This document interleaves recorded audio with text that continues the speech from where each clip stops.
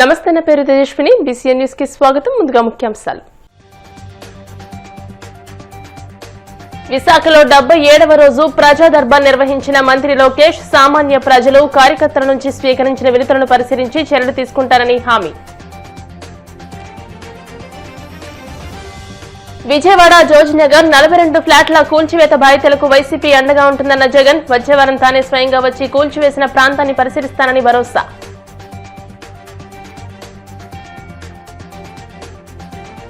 వాడపల్లి వెంకన్నాలయంలో ప్రత్యేక పూజలు, మంగళవాయిద్య నడుమ శ్రీ స్వామి అమ్మవార్లకు మేల్కొల్పు సేవ, ఐశ్వర్యలక్ష్మి హోమం. కాంగ్రెస్ ప్రభుత్వం హామీలు ఇవ్వడమే తప్ప నెరవేర్చిందేమీ లేదు. మండిపడ్డ తెలంగాణ జాగృతి అధ్యక్షురాలు ఎమ్మెల్సీ కల్వకుంట్ల కవిత. విశాఖ టీడీపీ కార్యాలయంలో 77వ రోజు మంత్రి నారా లోకేష్ ప్రజా దర్బార్ కార్యక్రమాన్ని నిర్వహించారు. ఈ సందర్భంగా మంత్రిని కలిసేందుకు జిల్లా నలుమూలల నుంచి సామాన్య ప్రజలు, టీడీపీ కార్యకర్తలు పెద్ద సంఖ్యలో తరలివచ్చారు. ప్రతి ఒక్కరిని ఆప్యాయంగా పలకరించిన లోకేష్ వారి సమస్యలను ఓపికగా విని వినతిపత్రాలు స్వీకరించారు. ప్రజా దర్బార్లో పలువురు తమ గోడును మంత్రి ముందు వెళ్లబోసుకున్నారు. ప్రజల నుంచి వచ్చిన వినతులన్నింటినీ పరిశీలించి తగిన చర్యలు తీసుకుని న్యాయం చేస్తామని మంత్రి లోకేష్ వారికి భరోసా కల్పించారు.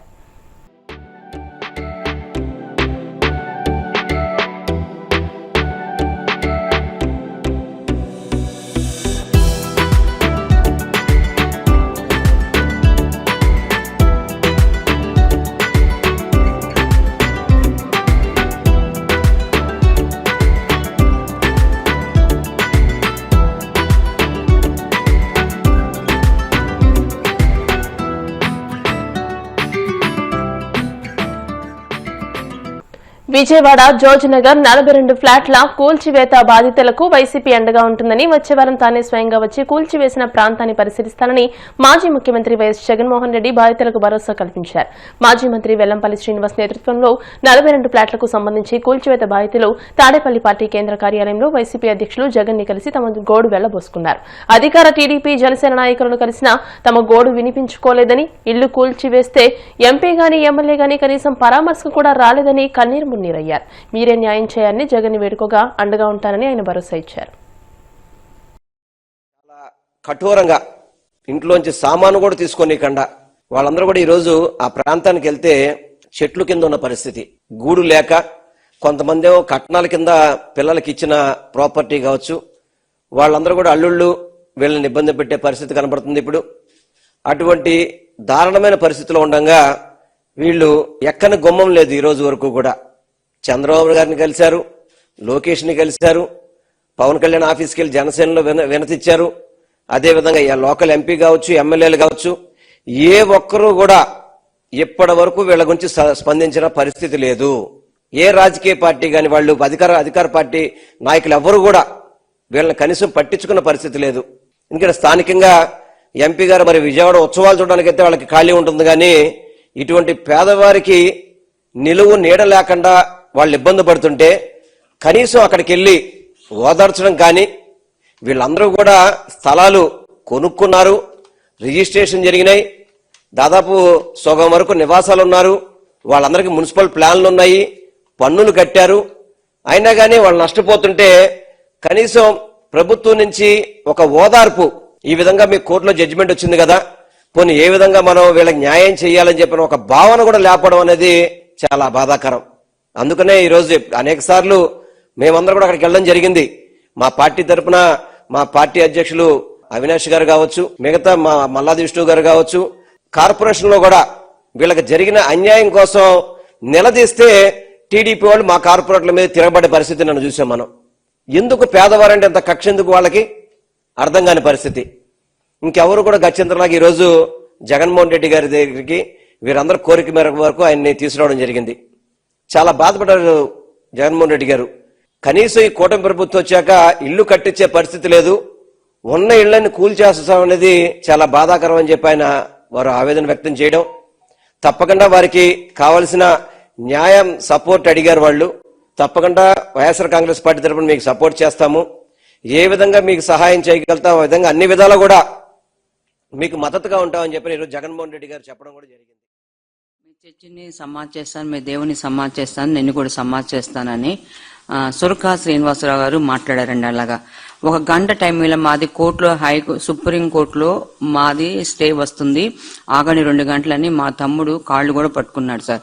కాళ్ళు పట్టుకున్న భయంకరమైన బూతులు మాట్లాడి వాళ్ళు సిగరెట్లు తాగి ఆ సిగరెట్లు పొగ మా మీద మా మొహాల్లో వదిలి మేము 16 మంది లాయర్లు కూర్చొని ఇలా రాసాము, ఎవ్వరు ఏం చేయలేరు, దీన్ని నీ దిక్కున్నోడికి చెప్పుకో అని ఇంకా బూతులు మాట్లాడారు సార్. వాళ్ళు మాకు న్యాయం జరగాలని అధికారంలో ఉన్న నాయకుల దగ్గర కూడా వెళ్ళాం సార్, వాళ్ళు ఎవరు మమ్మల్ని స్పందించలేదు. మరి ఈ దినమున మరి మేము జగన్మోహన్ రెడ్డి గారి దగ్గరికి వచ్చాం సార్, మాకు న్యాయం జరిగించండి సార్. మా పరిస్థితి తక్కువలో కొనుక్కున్నాం అని చెప్తున్నారండి, అన్ని ఒట్టిదేనండి. మేము ఆ రోజు గవర్నమెంట్ ఏ యాల్వి ఉందో ఆ యాల్వి ప్రకారం కొనుక్కున్నామండి. ఇప్పుడు ఇన్ని సంవత్సరాలు మేము కొనుక్కొని 26 సంవత్సరాలు 2001లోనే మాకు రిజిస్ట్రేషన్ అయింది. మరి ఆ రోజే వచ్చి మాకు ఇలా ఉంది అది అని చెప్తే మేము ఆ తోటి అలా ఆగిపోయే వాళ్ళం కదా. ఇలా కాడి కోడళ్ళ మెడలో ఈ మాయి మొత్తం తీసేసుకొని ఇల్లులు కట్టుకొని చేసిన తర్వాత 10 సంవత్సరాలు కట్టుకొని ఆ ఇంట్లో ఉన్న తర్వాత ఇప్పుడు వచ్చి మొత్తం కొట్టేసుకుంటే మేము ఎక్కడ ఉండాలి? ఒకళ్ళకు 3 కాపురాలు, ఈ 42 మంది కాక ఒక్కొక్క ఇంట్లో 2-3 ఉంటున్నారండి. మరి ఇప్పుడు మేము ఏం చేయాలి? ఎక్కడ మా దగ్గర రూపాయి లేదు, ఇంకా మాకు 9 లక్షల అప్పు కూడా ఉంది. మరి మాకు గవర్నమెంట్ న్యాయం చేయాలనే కోరుకుంటున్నాం. అందరూ కూడా 42 కుటుంబాలు ఉన్న పళంగా రోడ్డును పడిపోయామండి, కట్టు బట్టలతో ఉన్నామండి. స్టిల్ ఇప్పటికీ కూడా ఇంకా అక్కడే ఆ శిథిలాల మీదే ఉన్నాము. కానీ ప్రభుత్వం వాళ్ళు ఎవరు కూడాను మమ్మల్ని కనీసం చూడటానికి కూడా రాలేదు. మేము ఎంత పోరాడుతున్నామంటే వెళ్ళని ఆఫీస్ లేదు, ఎక్కని మెట్టు లేదు, కానీ ఎక్కడా కూడా మాకు ఇంతవరకు న్యాయం జరగలేదు.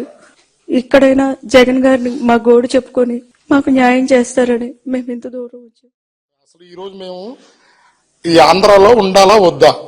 మా ఇల్లులు మేము 25 ఏళ్ల నుంచి మేము ట్యాక్సులు కడుతున్నాం, లోన్లు ఉన్నాయి, అన్నీ ఉన్నాయి. ఈ రోజు కూలదోశారు. మేము ఆంధ్రాలో ఉండాలా, వెళ్ళి తెలంగాణలో బతకాలా? మేము ఇక్కడ మాకు ఎలానో సెక్యూరిటీ లేదు, మేము అదే తెలంగాణ వెళ్ళిపోతామని సీనన్న గారికి చెప్తే లేదు, జగనన్న ఉన్నారు మనకు తోడుగా ఉంటారని జగనన్న దగ్గర తీసుకొచ్చి మాకు జగన్ గారిని కల్పించి మాట్లాడారు. మాకు ఫుల్గా భరోసా ఇచ్చారు. కోనసీమ తిరుమలగా వర్ధిల్లుతున్న వాడపల్లి శ్రీ వెంకటేశ్వర స్వామి ఆలయంలో శుక్రవారం ప్రత్యేక పూజలు వైభవంగా నిర్వహించారు. మంగళ వాయిద్యాల నడుమ శ్రీ స్వామి అమ్మవార్లకు మేల్కొల్పు సేవ నిర్వహించిన అనంతరం ఐశ్వర్లక్ష్మి హోమాన్ని జరిపించారు. అర్చకులు శ్రీ స్వామి అమ్మవార్ల వసంత మండపంలో అష్టోత్తర పూజలు నిర్వహించగా ప్రత్యేక అలంకరణలో ఉన్న స్వామిని దర్శించుకుని భక్తులు తరించిపోయారు.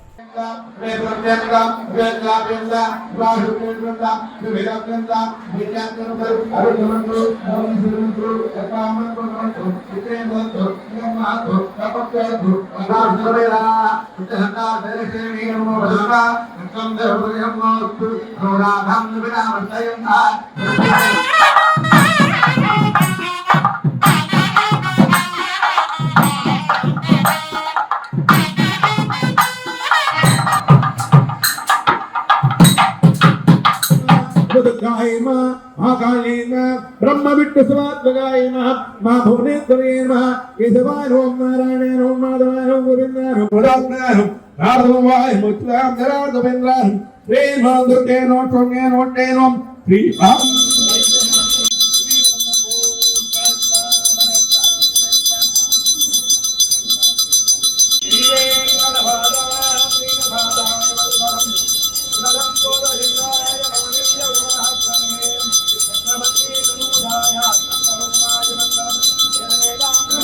గోవింద ఆవదముక్కులమాడ అనాథక్షగా గోవింద కాటపల్లి మాత దళితైన మాత గోవింద గోవింద.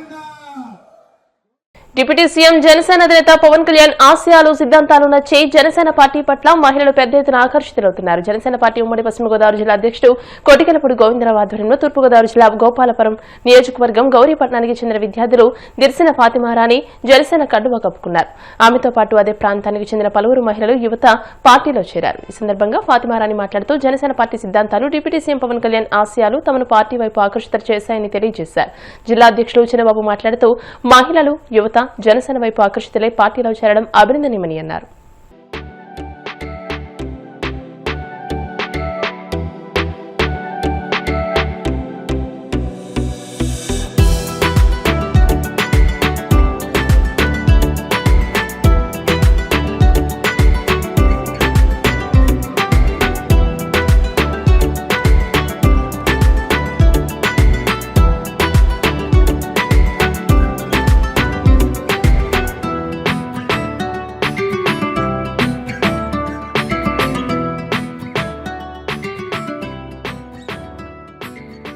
జనసేన ఆఫీసులో గోపాలపురం నియోజకవర్గానికి సంబంధించి గౌరీపట్నం గ్రామం నుంచి దిర్సిని ఫాతిమా రాణి గారు ఈరోజు పార్టీలో జాయిన్ అవ్వడం జరిగింది.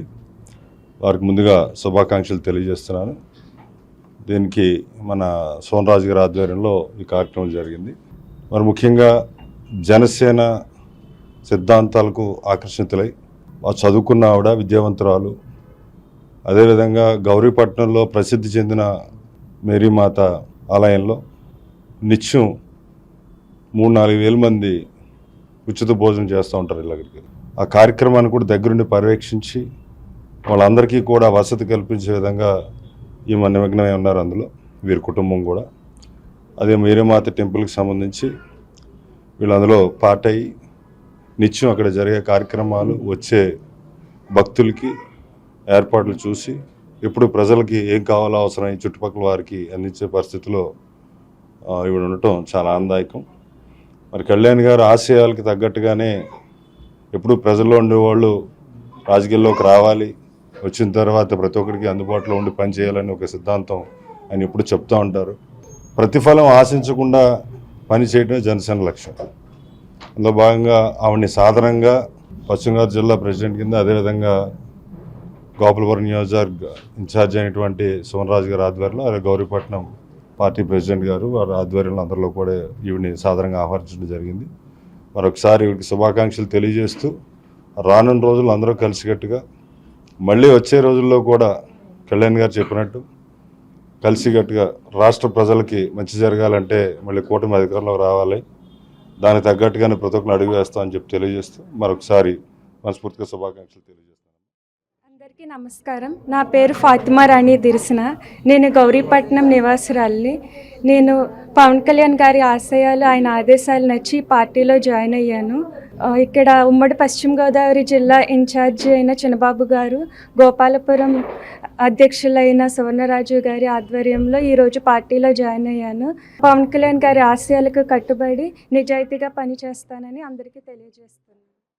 ఉమ్మడి పశ్చిమ గోదావరి జిల్లా జనసేన పార్టీ ప్రెసిడెంట్ శ్రీ కుటగులపూడి గోవిందరావు గారి యొక్క ఆధ్వర్యంలో గోపాలపురం నియోజకవర్గం జనసేన పార్టీలో శ్రీమతి దిర్శిన ఫాతిమా బేగం గారిని, ఫాతిమా రాణి గారిని జనసేన పార్టీలోకి వారు ఆహ్వానించడం అనేటువంటి మేము చాలా సంతోషపడుతున్నాం. డిప్యూటీ సీఎం గారు, జనసేన పార్టీ అధినేత అయినటువంటి శ్రీ పవన్ కళ్యాణ్ గారు ఆలోచన విధానాల్ని, ఆయన పార్టీ యొక్క లక్ష్యాల్ని, ఉద్దేశాలని ఇష్టపడి వాటికి, అలాగే ముఖ్యమంత్రిగా, డిప్యూటీ సీఎంగా వారు చేస్తున్నటువంటి పరిపాలనా విధానం, రాష్ట్రం ఎడల, రాష్ట్ర ప్రజల ఎడల, రాష్ట్ర యూత్ ఎడల వారు తీసుకునేటువంటి నిర్ణయాలకి ఆకర్షితులయ్యి మరి వారు ఈరోజు మా జనసేన పార్టీలో పార్టీ అధ్యక్షుల యొక్క సమక్షంలో